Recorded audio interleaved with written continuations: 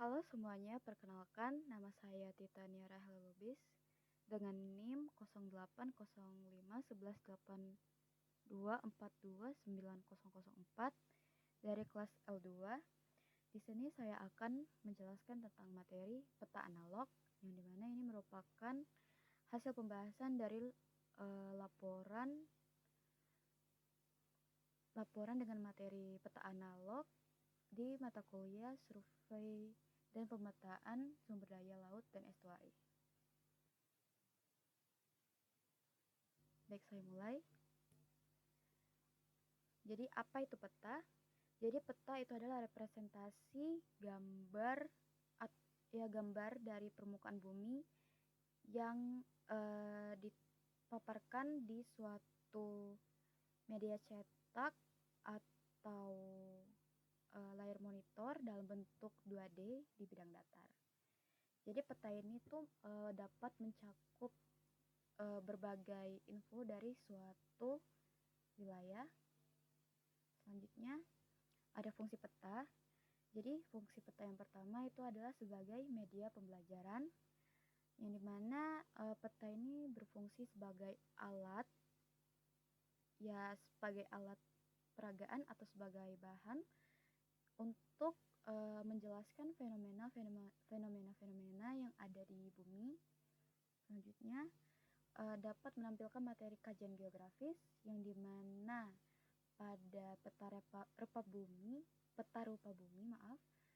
itu dapat menampilkan kajian geografis secara fisikal, sosial, ekonomi, dan budaya, yang dimana secara fisikal itu menampilkan geografis alam-alamnya seperti gunung, sungai, perbukitan, dan lain-lain.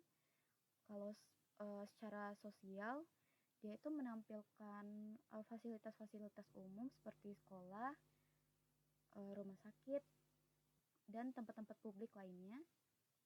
Dan juga pada sosial, dia juga menampilkan kayak pemukiman warga. Kalau misalnya secara ekonomis, dia itu menampilkan seperti suatu pusat pembelanjaan dan juga ya seperti pasar, toko buku, dan lain-lain. Kalau misalnya secara budaya, dia itu seperti tempat wisata yang historical ataupun kayak museum-museum. Selanjutnya ada unsur pada peta. Unsur pada peta itu ada 11. Yang pertama ada judul pada peta. Judul pada peta ini menggambarkan suatu wilayah pada peta, yang dimana judulnya ini biasanya nama wilayah tersebut. Selanjutnya ada skala pada peta. Skala pada peta itu perbandingan dari jarak pada peta dengan jarak yang sebenarnya. Ada tanda arah.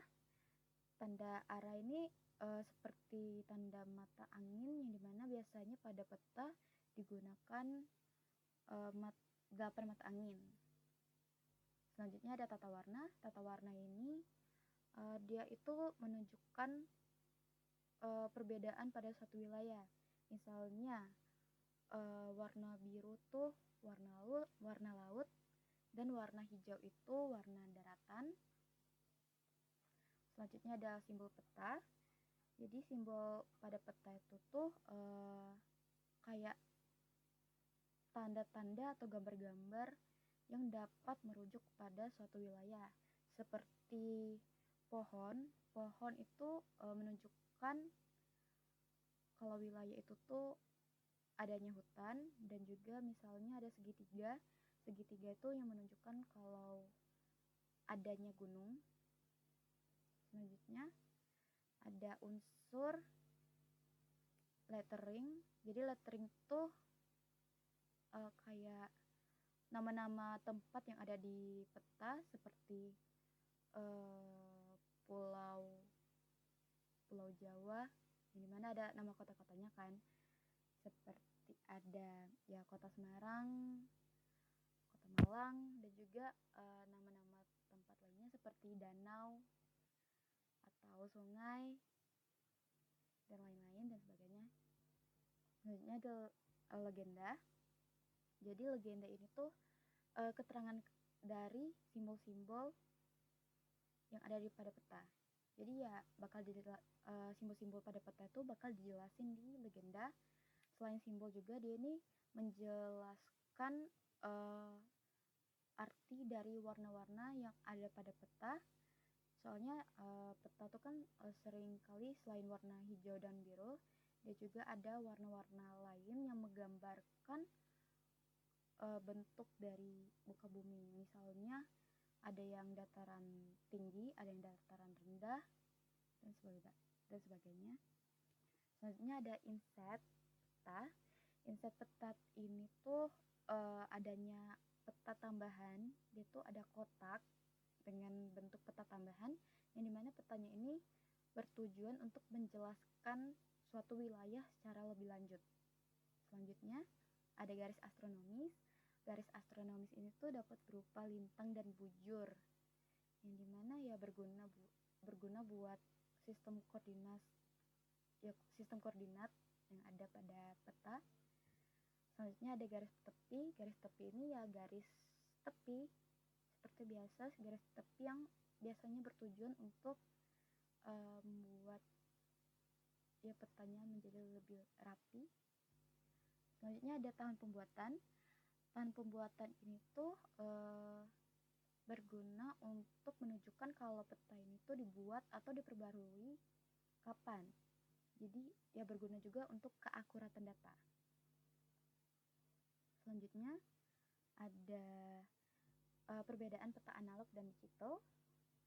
Yang pertama, peta analog yang pastinya perbedaan utama tuh peta analog ini dicetak di media cetak, ya masih dibuat secara tradisional, yang dimana ya ini tuh pemaparan data spasial yang sangat tradisional dan awal sekali, dan menggunakan teknik pembuatannya itu menggunakan teknik kartografi, yang mana teknik kartografi ini yang pastinya dia tuh bakal mengumpulkan data dulu dengan cara mensurvei sebelum mengolah datanya dan membuat menjadi peta maksudnya, maaf. Yang pertama, peta topografi ini tuh termasuk dari peta analog dan juga ada peta tanah. Selanjutnya ada peta digital. Perbedaan utama dari peta analog dan peta digital ini yang pastinya tempat penyimpanannya. Seperti peta analog tadi tuh penyimpanannya ada pada media cetak, jadi dia tuh dapat dilihat secara fisik. Nah, kalau misalnya di digital, di ini disimpan secara ya digital, dan kita hanya dapat melihat peta digital ini pada perangkat-perangkat digital seperti layar monitor dan lain-lain dan sebagainya.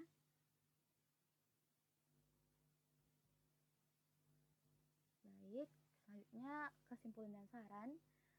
Untuk kesimpulan pada laporan dari materi peta analog di mata kuliah survei dan pemetaan sumber daya laut dan estuari, kesimpulannya yang dapat kita lihat pada suatu peta secara fisik, yang pastinya yang pertama itu kita dapat melihat unsur-unsur pada peta, yang dimana unsurnya itu lebih baik ya lengkap, ya sebenarnya memang harus lengkap sehingga kita dapat menganalisis peta tersebut dengan lebih baik. Jadi dengan adanya 11 unsur-unsur tadi yang saya sebutkan tadi, itu yang pastinya membuat satu peta menjadi lebih informatif dan ya menjadi lebih mudah untuk dipahami oleh penggunanya. Unsur-unsurnya tadi tuh ada 11. Yang pertama ada judul peta, ada skala peta, ada tanda panah yang dimana itu adalah mata angin. Yang keempat ada tata warna, selanjutnya ada simbolisasi, ada lettering, ada legenda, terus ada inset pada peta, ada garis astronomis, garis tepi, dan yang terakhir adalah garis bukan garis tapi tangan pembuatan, yang dimana semuanya itu penting untuk informasi pada peta. Untuk saran, sebenarnya untuk praktikum dengan peta analog ini, para pemateri sudah menjalankan tugas mereka dengan sangat baik, yang dimana saya jujur merasa sangat terbantu, soalnya ada beberapa materi yang agak kurang dimengerti melalui pembacaan modul, tetapi dijelaskan kembali oleh pemateri melalui praktikum kemarin. Ya, praktikum kemarin juga kondusif dan para pemateri menjelaskan dengan sangat baik. Itu saja dari saya. Terima kasih. Wassalamualaikum warahmatullahi wabarakatuh.